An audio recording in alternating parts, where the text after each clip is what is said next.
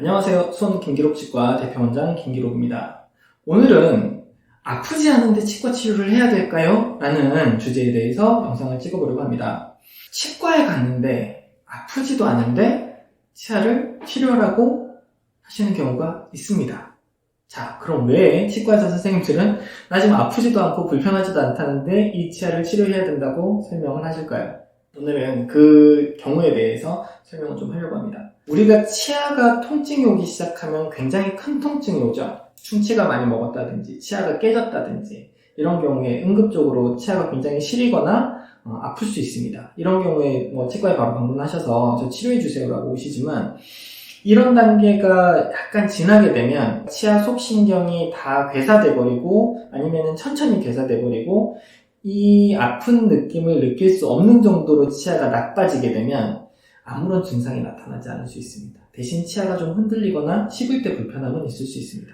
이런 경우에 치과에 가시면 이 치아를 발치를 하자고 대부분 설명을 해주실 거예요. 그러면 대부분 이런 반응이 나옵니다.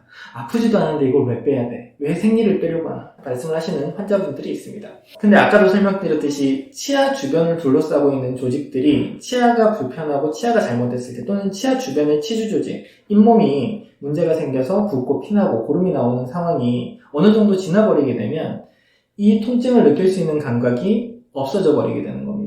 간단하게 생각하면 얼굴에 뾰루지가 났을 때 처음에는 막 닿았을 때 아프고 붓고 벌겋게 돼 있고 그래서 만졌을 때 아프고 가만히 있을 때도 아픈 경우가 있지만 이것이 이제 시간이 지나서 염증이 어느 정도 해결이 되고 롱이 잡혀서 어느 정도 염증이 가라앉았다고 표현을 하게 되는데 이런 상태가 되게 되면 통증도 없고 고름만 빼내게 되면 자연스럽게 치유가 되게 됩니다.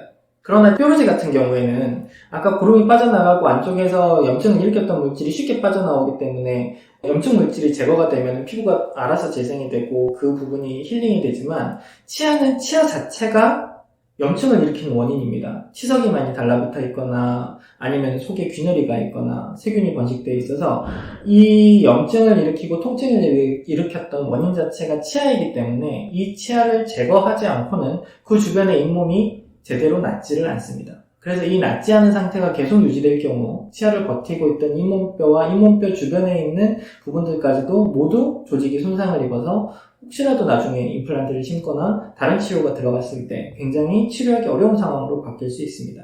따라서 아프지 않은데 왜 치아를 치료해야 되나요? 라는 상황에 치과의사 선생님이 치료를 권유하신다면 이런 경우는 치료를 적극적으로 받으시는 것이 좋습니다.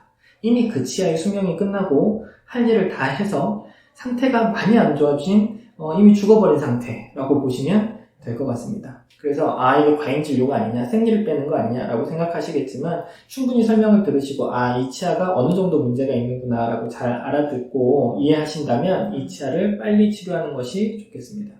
오늘은 아프지 않은데 치과에서 치아를 치료하려고 해요 라는 그 내용에 대해서 오늘 영상을 찍어봤는데요.